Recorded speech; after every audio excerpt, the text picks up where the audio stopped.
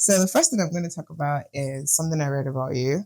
Okay. That says that you kept your attitude of skipping classes when you were younger and this is like maybe from your primary school. And then even when you got into university, you would skip your classes and attend other courses. That's like the dumbest thing, but okay.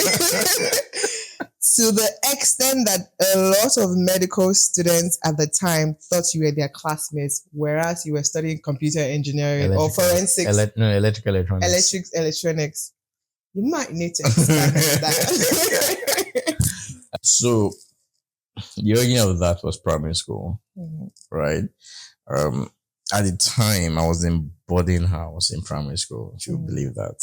So I was in Mayflower Junior School, Ikena in Ogun State. Now, when I got into the school, I couldn't speak Yoruba, any type of Yoruba. And primary school pupils can be mean. So, I entered the school, my shorts had my initials. My name is Donald Tombia. My mom, she made it bold, Don Tom. Really, really bold. Now it sounds fancy. But back then, it wasn't. They didn't make it fancy. The way these people were insulting me. So I hated being in class. Right. I hated being in class because, one, I don't have friends. Everyone is just looking for the next opportunity to just find a jab to throw at me. It became worse when I started understanding what they were saying. So ignorance was bliss at the beginning. And I did not know that. I did not know that. Like, I was ignorant. It was just like body language, laughter, that's the pointing. They just let me know that, okay, people were just talking stuff that were derogatory about me. And it was sad. And just put me like under. But then when I started learning the things that they were saying, they would say stuff and I would hear, and they did not know that I was understanding. Then it became more painful. So I was just like, avoidance. Let's avoid class.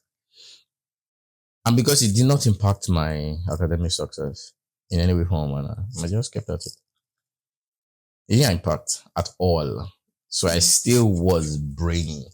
I think at the time, I didn't do primary 6, but this was because the school did not even have my name in primary 6. They put me just straight up.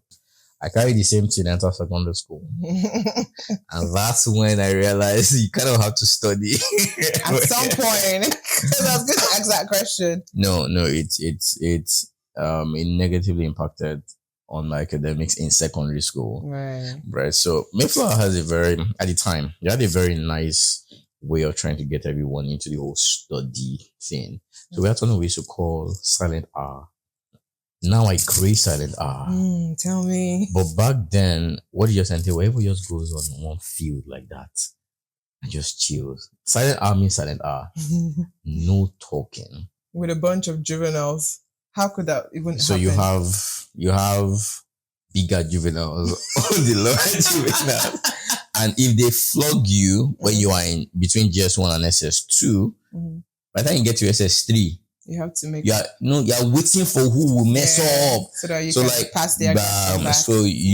So like students, that's why students is in boarding houses. Students are the student prefects are one of the best ways of ensuring order in the school. So that's how you have silent R. You have the students watching over other students. So people will read their books. At that silent R, we also have we had something I can't remember the name now, but you go to the assembly hall, you have chairs. This one was just grass field.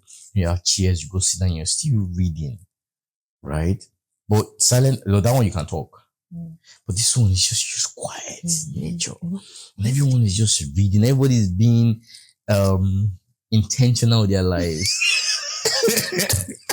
In secondary school, that sounds opposite to what I don't know. That's my view. My view was everybody's doing something. But Donald Tombia has made sure that he has come there with transparent white nylon. Then he has spent the next 20 minutes looking for crickets and grasshoppers. Then he puts all of them inside nylon, punches holes for air. And for the remaining time, just watching them fight. That's all I was doing when I started out. When everyone was being intentional with When everyone was being intentional, I was creating a gladiator colosseum for just cricket and grasshoppers. So I never really cracked any book open. Just my early secondary school days, and I was second to last side position. And my parents, who obviously I'm smart, I'm not glad this was not good. I started rolling with people who were like me, truants. So you're not going to class, I'm your guy. Next thing was throwing, the fruit called fruit, right? I will just be stoning. That's what we'll be doing. While other people are studying on how to be great in life, I'll be throwing stones and sticks. So yeah, that's where I learned that behavior, and then it carried to university. Right, for university, I didn't like my course, so rather than sit down and hear anything else being said, I just go to medical classes. So it was not only medical; it was mostly medical, but it was literally class that we just okay to. Right. And in hindsight, kind of helped, or it has helped me have a broad knowledge of many things. And it's not just the knowledge that is interesting; it's how it has just formed the building blocks of my mind and the way my mind works. I can delve into any field, and I can have understanding. I can create analogies. It helps in my creativity, helps me in problem solving. But I'm going to tackle a problem with the particular indices or the registers of that particular field. It could be a medical problem. I don't need to attack it or come at it from a medical standpoint, right? I could come at it from an architectural standpoint or a mathematical, statistical standpoint. And that's because all those periods, right? When I go and sit down in a class and I just want to actually listen to a teacher, I'm struggling to learn, hear what the teacher is saying and understand what the teacher is saying. And it was truancy at the time. I almost had an extra year because of that. So it had its consequences. But the benefits I now realize at this stage of my life is that my mind has just been exposed. Yeah. And that's great. That is great. But now I'm smart. I have classes to avoid anymore. It's great. So you went to University of Bradford? Yeah, I did, yeah. In the United Kingdom. Yeah. And you studied forensics computer. Yeah. Did you avoid classes then too? Because, and I asked this because the structure of education here is different from the structure of education in Western world. So what was that like for you, having this habit of skipping classes like all your education in Nigeria, and you get to a place that is almost impossible, for lack of better words? How did you manage the self-awareness of skipping classes, and how did you then stay? How did you manage? How did you find balance? What happened? I mean, morphed. So I'll be late to class. All right. It showed. Yeah, so it showed. So it wasn't that I just got one abrupt awakening. Like, oh my God, I have to be in class.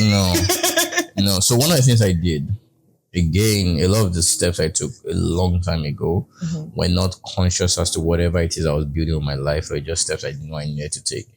I never liked school. I'm disciplined. I'm obsessive with things. Or I'm not structured in a this day must all look alike.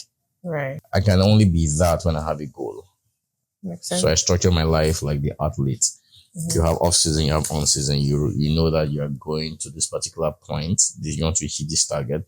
You go hard at it. Now, that target is what creates a structure for me. I'm not just structured just because we want to be structured. Okay. So now that's maybe why classes, tell me 8 o'clock. I'm like, but why must it be 8? Yeah. It wasn't a seasonal thing. Do you understand? I'm just so after my university, I just told my parents, I want to stay home. I do nothing for 1 year. And thank God they listened to me. I don't know how I convinced them. I have no idea how, but they said yes. Oh, that's amazing. And that was 2009. Okay. And that year is possibly my most defining year. Right? Because I just stayed home, I was just reading. So before I went for my master's, I'd read almost everything I could read about the course, such that I was teaching my classmates.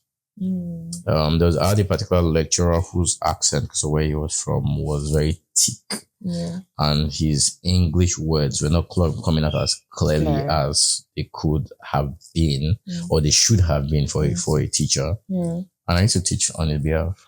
So I knew what to teach. I knew the subject because I had read. Right? So missing 1 or 2 classes did not disturb me. But you still missed it. I still missed. I remember clearly. It was on photography, digital photography. I don't know the name of the course of digital photography. It was 2 classes that I really hated. The one that had to do with forensics, not forensic computing, but forensics, criminal forensics, where we have to go, check out dead bodies, blood spatters, and like that. And then the other one was on digital photography. I hated those 2 courses. Why? Because I had not studied them before, and I had an opinion of what they should be like. When I'm going to digital photography, give me camera now. Right. Let me point and shoot. Now you're telling me about light and darkness, angles, and aperture. Dude, no. No. But that's actually interesting because digital photography and forensics crime and stuff is literally what the theme of your movies is actually centered in, in my opinion. I sure did not enjoy the critics. Dude. How did you go from not enjoying it to then having like a whole different world of creating movies like that? It's akin to having a child not like medicine, but the medicine is good for the child. Interesting. Right. So that I did not like it, I can't stop my brain for assimilating some things. As long as I'm there. If I don't like it, I can be rebellious. As I'm just sitting, I'm just like, what are you saying? But I mean, things are being said. I'm looking at the screen. I hate what I'm looking at. I'm doing forensics and then they're showing me blood splatters and all that. I hate it. I'm just like, this is tiring. You'll be making us walk all this. I'm tired, man. They're saying, who killed this person? I've deduced who killed the person, but then you want me to deduce it based on this evidence. But I'm like, I've gotten the goal.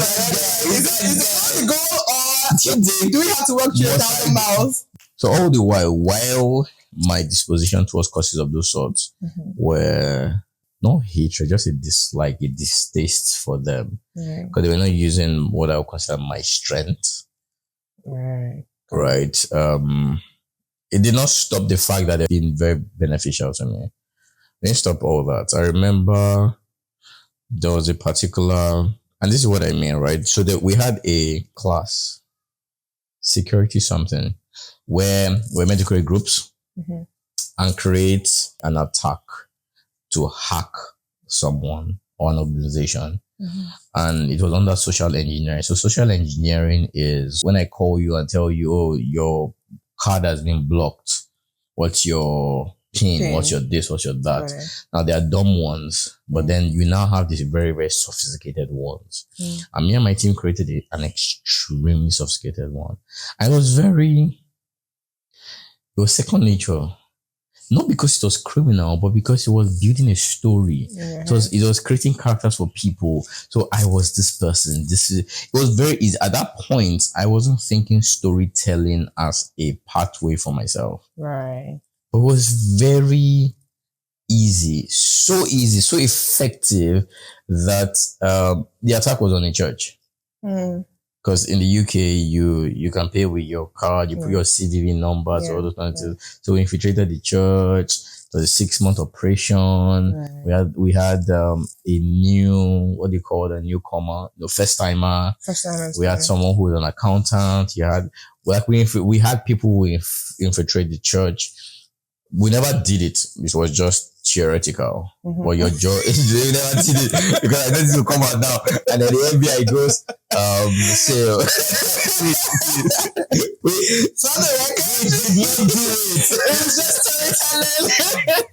But it was so I had courses of that sort which I gravitated towards because that's what I mean by using my strengths so easy, right? That's why the other courses just pissed me off because just like, what are we doing? What are we doing? What are we doing? Mm. But it's very funny is that now I see an application of all of these things in my life and in what I do, right? And it did not matter whether or not I liked it. Just matter that I went through it. Got it. Yeah, that's it. That's really good. I liked the way we segued into like 5 different things. So to touch on that a bit alongside every other thing, I know you to be a very multifaceted person. I know you to be a brain trust member of and the director of business, innovation and technology at Africa's foremost coaching company, the Discovery Center. I know you to be a badass filmmaker. What is it like for you being a multifaceted person, and not just like being a multifaceted person doing like mere things, but taking heavy roles in separate industries and doing it extremely well, so much that you have awards for it? Yeah, it's draining. You make it seem effortless. Yeah, that's the trick. I remember a quote that I kept in my head a long time ago. I saw a picture of a duck just being still on the water, very calm, just gliding, no ripple. Well, then the camera goes under, and the lens. So it's like calm on the surface, paddling furiously beneath. And so it is draining. And it's draining not necessarily just in the execution, it's draining in the acceptance and the knowledge of how to use it. So by acceptance, it is this. Society, at the time I was growing up, not necessarily just now, society did not particularly have a place for people who were able to do multiple things. Agreed. Right? It was, you're an accountant, you're a doctor, you're this, you're that. Not, oh, you can do all this. What are you doing? Right? And so the first is the acceptance that you actually are able to. Then we are taught maxims like jack of all trades, master of none. And then you grow up liking and being inspired by masters. And you think the fact that I am able to do multiple trades just puts me at loggerhead with the ability to become a master. Yeah, because that now forms a belief in you. And so there has to be an acceptance that I can be a master, right? And actually be in multiple trades. So there's the acceptance, but acceptance is just what it is. Acceptance creates, there's the awareness of it. Oh, okay, when I do this, I'm good at this. When I do this, I'm good at this. When I do this, okay, that's the awareness. But then the acceptance, because at that point you need to unearth whatever it is that gets to stop you. Hold you. Yes. Then there is now that fine, how do you then execute these things? I remember one time I was working in Tiger Logic Solutions. Tiger is currently the foremost cybersecurity company in Middle East and Africa. I was working and myself and my boss at that time were 12 persons that built the cybersecurity arm of the business. This was before cybersecurity became the buzzword now these days. In fact, it was because it was just coming in that we were able to be successful in the early days. Yeah, and so that's like why advantage we had first mover advantage. The way we explained that time was a lot of people in the industry at the time, they will go after infrastructure. That means the build. So for instance, your part, a lot of people will try and deal in just this. We are saying everything is on cloud. Let's secure it. So it's a little piece of the pie, but then it has grown so much that everybody's like, oh, now we want to get into that. We're like, yeah, come after us. Come after us. That's so cool. And it's a tough thing. I remember when I left, they had to get 3 people to share my work. Your role. Yeah. And it wasn't necessarily my role in terms of what I was doing day to day, but just like the knowledge base that I had.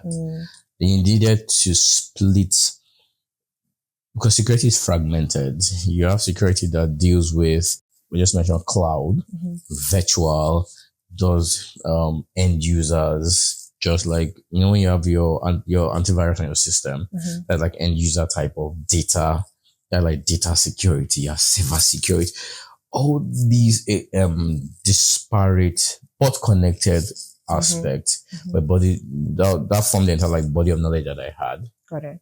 And have. And I needed 3 people to actually come carry everything that I was doing at the time.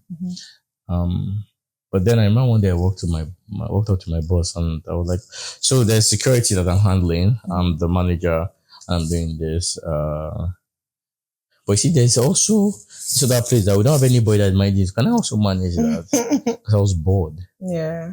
And that's ridiculous. If you are doing something that requires 3 people to come take over when you step away, how can you be bored? Right? It doesn't make sense. And it wasn't making sense to whoever it is that I would tell at the time, because I was also struggling to articulate it properly. But what it was there are so many aspects to my person that because I wasn't expressing, it was causing death. Within. Got it.